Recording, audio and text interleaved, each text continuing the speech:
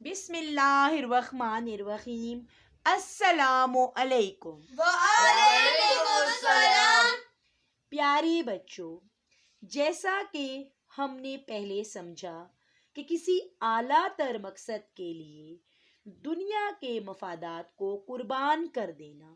یہ بے وقوفی نہیں، عین عقل مندی اور سعادت ہے۔ اور اللہ تعالیٰ نے اس طرف ہماری رہنمائی فرمائی اور ہمیں وضاحت سے بتایا کہ صحابہ رضی اللہ تعالیٰ عنہ نے اسی سعادت مندی کا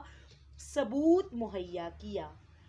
اس لیے کہ وہ پکے مومن ہی نہیں بلکہ ایمان کے لیے ایک معیار اور کسوٹی ہیں،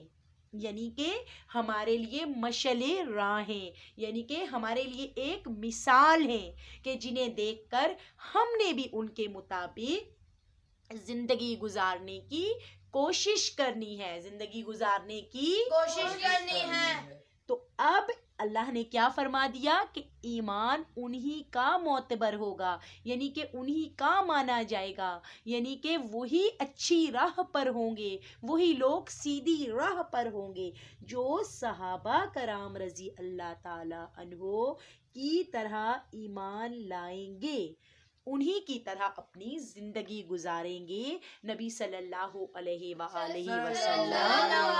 وسلم کے بتائے ہوئے طریقوں پر چلیں گے، تو اس طرح ایک بہترین زندگی کا نمونہ پیش کریں گے۔ تو قرآن پاک ہماری جس طرف رہنمائی کرے اس کو سوچنے، سمجھنے اور اس پر غور و فکر کرنے کی ہمیں کوشش کرنی چاہیے، ہمیں کوشش کرنی اور چاہیے۔ پکا ارادہ کرنا چاہیے کہ ہم اپنی زندگی میں قرآن پاک کے بتائے ہوئے طریقوں پر عمل کریں۔ وَإِذَا لَقُوا الَّذِينَ آمَنُوا قَالُوا آمَنَّا وَإِذَا خَلَوْا إِلَى شَيَاطِينِهِمْ قَالُوا إِنَّا مَعَكُمْ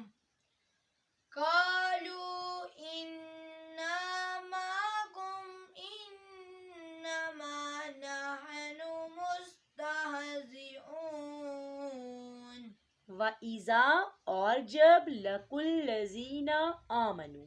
ملتے ہیں ان لوگوں سے جو ایمان لائے، قالو تو کہتے ہیں آمنا کہ ہم ایمان لائے، وَإِذَا خَلَوْا اور جب خلو علیحدہ ہوتے ہیں، الگ ہوتے ہیں، اِلیٰ شیاطینہم یعنی اپنے شیطانوں کی طرف، اپنے بڑوں کی طرف، قالو کہتے ہیں انا معکم ہم تمہارے ساتھ ہیں، انما نحن مستہزئون ان سے تو ہم مذاق کر رہے تھے۔ یہ لوگ جو خود کو بہت سمجھدار سمجھتے ہیں اور صرف زبانی ایمان والوں کو بہلانے کے لیے کہہ دیتے ہیں کہ وہ ایمان والے ہیں، در حقیقت ان کے دل ایمان والے نہیں ہیں۔ تو ظاہری بات ہے کہ فوری فائدے کے لیے دیر سے ملنے والے فائدے کو نظر انداز کر دینا اور آخرت کی پائیدار اور دائمی زندگی کے مقابلے میں دنیا کی زندگی کو ترجیح دینا اور اللہ کی بجائے لوگوں سے ڈرنا پرلے درجے کی سفاہت یعنی بے وقوفی ہے۔ تو ان کو اس بات کا شعور ہی نہیں کہ لوگوں کو کوئی بات کہہ کر اگر یہ بہلا رہے ہیں تو اللہ تعالیٰ تو غیب کا علم رکھنے والا ہے، اللہ تعالیٰ تو ان کے دل کی ہر بات سے واقف ہے کہ یہ تمام باتیں جھوٹ پر مبنی ہیں اور یہ صرف اور صرف ایمان والوں کو گمراہ کرنے کے لیے ان کا ایک قول تھی۔ اللہ یستہزئ بہم ویمدہم فی طغیانہم یعمہون۔ اللہ تعالیٰ یستہزئ ان سے مذاق کرتا ہے، وَیَمُدُّوهُمْ فِی طُغْیَانِہِمْ یَعْمَہُونَ اور انہیں ان کی سرکشی اور بہکاوے میں اور بڑھا دیتا ہے۔ یعنی کہ جواباً جب وہ اس بات کا شعور نہیں رکھتے، وہ منافقین کا ذکر ہو رہا ہے کہ جب وہ اس طرح کی بے وقوفیاں کرتے ہیں، دنیا کی زندگی کو اپناتے ہیں اور آخرت کی زندگی کا رد کرتے ہیں۔ یعنی کہ وہ منافقین دنیا کی زندگی کو ترجیح دیتے ہیں آخرت کی زندگی پر۔ تو یوں اللہ تعالیٰ بھی کیا کرتے ہیں کہ وہ ایک مسلم حقیقت سے، یعنی کہ ایک بہت بڑی حقیقت سے ان کو بے علم ہی رکھتے ہیں۔ اور یہ جو شیاطین کا ذکر ہوا اوپر آیت میں، اس سے مراد قریش و یہود ہیں کہ جن کی مرضی پر وہ اسلام اور مسلمانوں کے خلاف سازشیں کرتے تھے، یا منافقین کے اپنے سردار، یعنی کہ ان کی بھی مرضی پر یہ مسلمانوں کے خلاف سازشیں کرتے، تو اللہ تعالیٰ فرماتے ہیں کہ اللہ بھی ان سے مزاح کرتا ہے۔ کا مطلب ایک تو یہ ہے کہ جس طرح وہ مسلمانوں کے ساتھ مزاح کا معاملہ کرتے ہیں، اللہ بھی ان کے ساتھ ایسا ہی معاملہ کرتے ہوئے انہیں ذلت سے، رسوائی سے اور بے سمجھی میں مبتلا ہی رکھتا ہے، انہیں شعور عطا ہی نہیں کرتا۔ تو یہ جو استہزاء، یعنی کہ اللہ نے کہا ہے کہ مذاق کرتا ہے، یہ زبان کی وجہ سے یہ لفظ استعمال ہوا ہے کہ جیسے کہا جاتا ہے کہ برائی کا بدلہ برائی ہی ہے، تو مطلب یہ ہوتا ہے جو جواباً کی جاتی ہے وہ برائی نہیں ہوتی، لیکن بات کو زبان کے اسلوب کے مطابق محاورتاً یہ لفظ استعمال کیا جاتا ہے۔ أولئك الذين اشتروا الضلالة بالهدى فما ربحت تجارتهم وما كانوا مهتدين۔ اولئک الذین اشتروا الضلالۃ بالہدی، اولئک الذین، یہی وہ لوگ ہیں،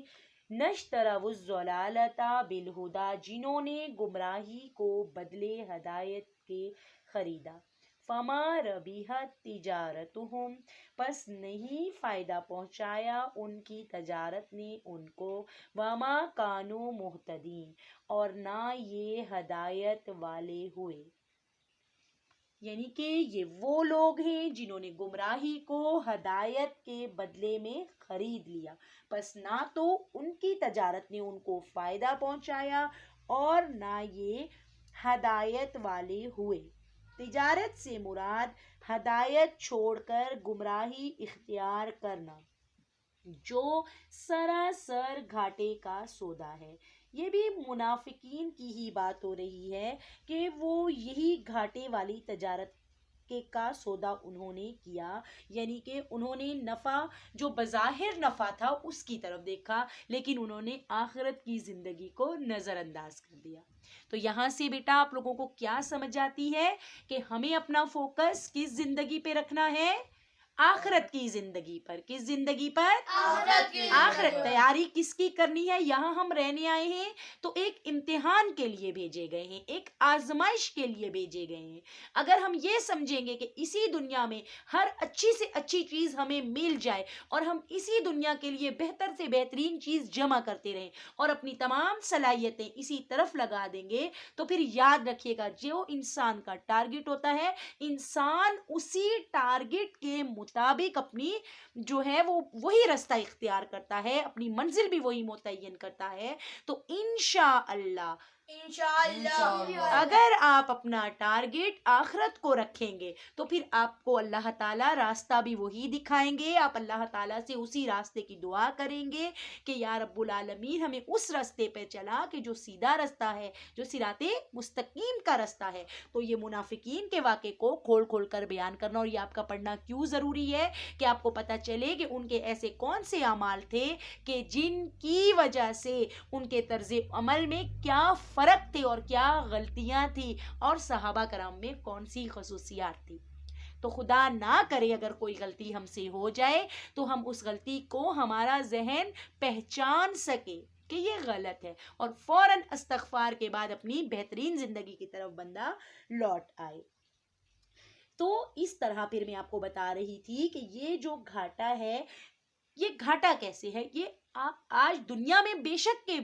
بہتر نتائج حاصل ہو جائیں، بے شک کہ اللہ تعالیٰ نے بھی قصوں میں بیان کیا کہ دنیا میں تو اللہ نے ان کو نعمتیں دے دی، کیونکہ دنیا میں اللہ تعالیٰ سب کے لیے رحمت للعالمین ہے، لیکن آخرت میں ان کے لیے گھاٹا ہی گھاٹا ہے۔ ضروری نہیں کہ دنیا میں اس گھاٹے کا انہیں علم ہو جائے، بلکہ دنیا میں اس نفاق کی وجہ سے، یعنی کہ جو کہہ سکتے ہیں کہ جو وہ 2 نمبری کرتے تھے، یا وہ جو ڈبل گیم کر کے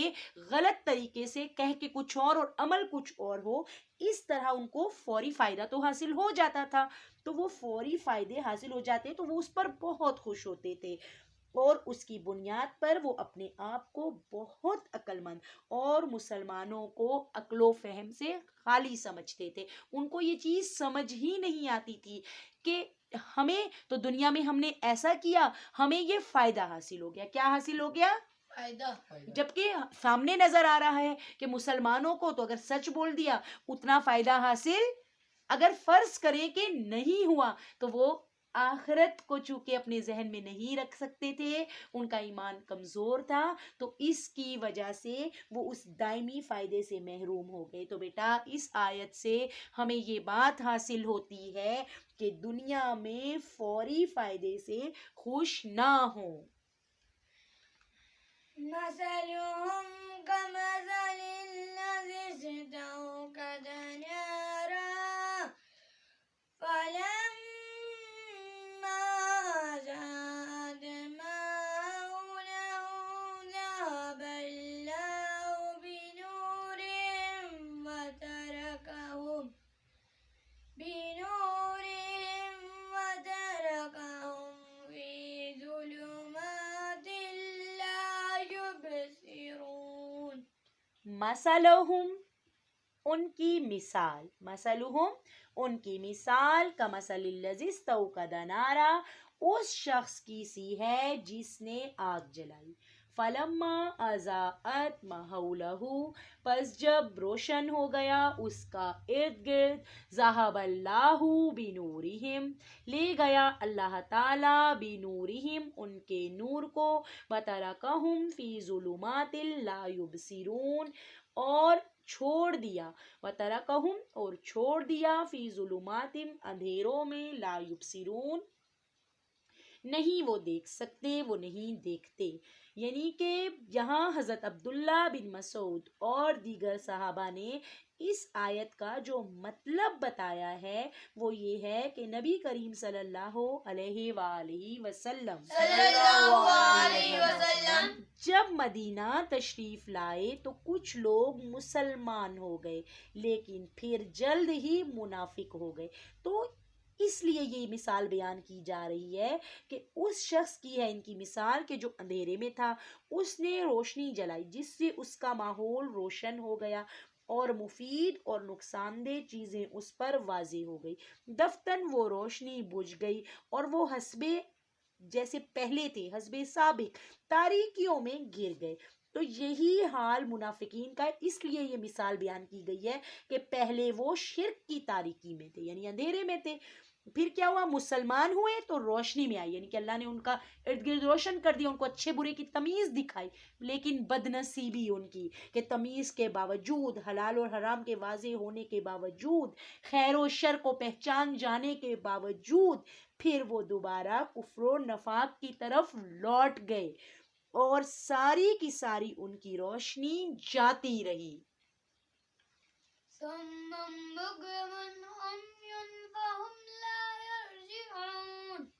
سمم بہرے ہیں، بکمم گونگے ہیں، اومیوم اندھے ہیں، فہم لا یرجعون پس وہ نہیں لوٹنے والے۔ اللہ تعالیٰ نے بتا دیا کہ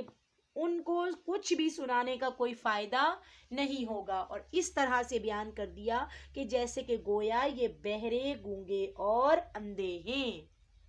أو كصيب من السماء فيه ظلمات ورعد وبرق يجعلون أصابعهم في آذانهم من الصواعق حذر الموت والله محيط بالكافرين او کسیب من السماء، یا مانند آسمان سے برسات کے، کہ فیہی جس میں ظلمات اندھیریاں ہوں، و رعد اور گرج، و برق اور بجلی، یجعلون کر لیتے ہیں، اصابعہم اپنے کانوں میں، اپنی انگلیاں، اصابعہم اپنی انگلیاں، فی آذانہم اپنے کانوں میں، من الصواعق کڑاکے کی وجہ سے، حذر الموت موت کے ڈر سے، واللہ اور اللہ تعالی، محیطم گھیرنے والا ہے، بالکافرین کافرین کو، یا آسمانی برسات کی طرح جس میں اندھیریاں اور گرج اور بجلی ہو،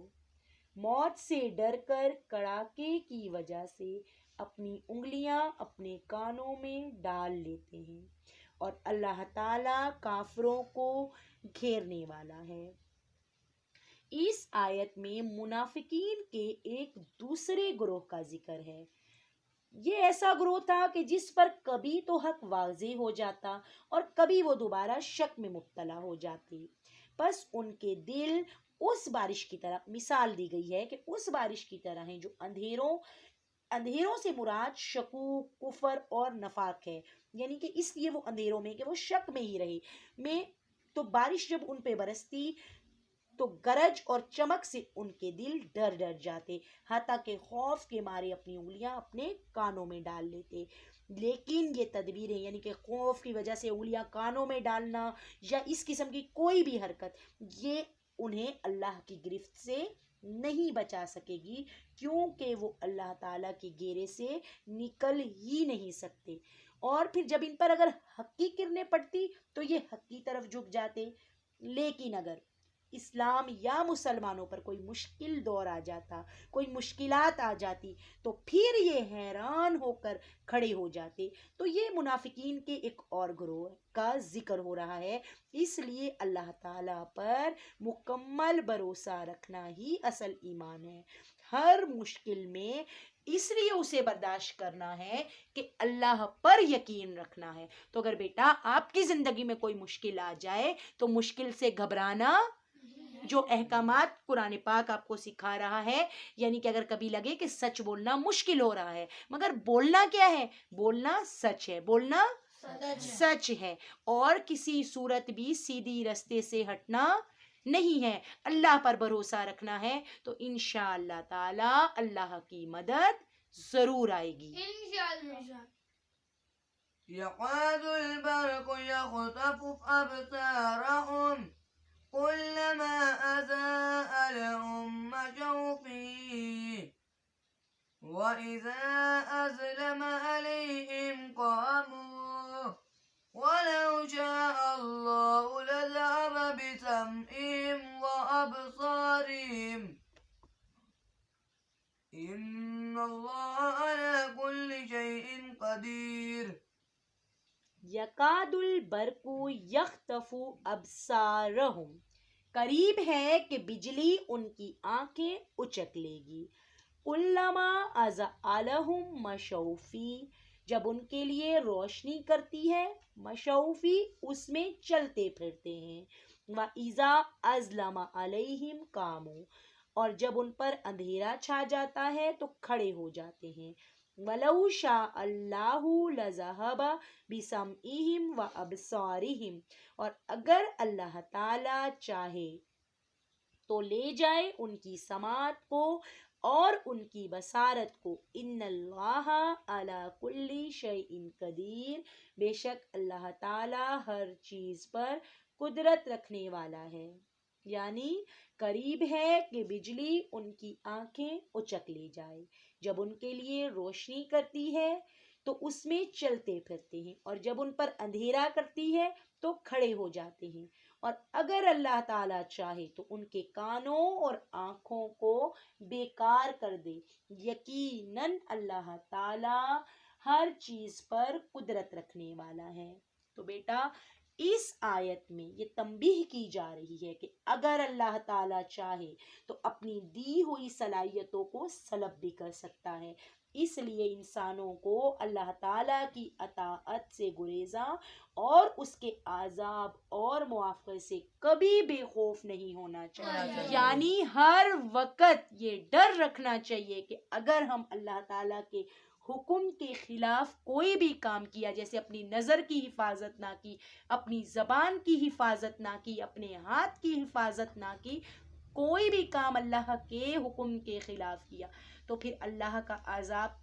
جو ہے وہ بہت سخت ہے، اللہ کا عذاب بہت سخت ہے۔ اس عذاب سے ڈرتے ہوئے، اللہ تعالیٰ کی رحمت کی امید رکھتے ہوئے اللہ تعالیٰ ہمیں اپنی زندگی گزارنے کی توفیق عطا فرمائے، آمین۔ آمین۔ وآخر الدعوانا ان الحمد للہ رب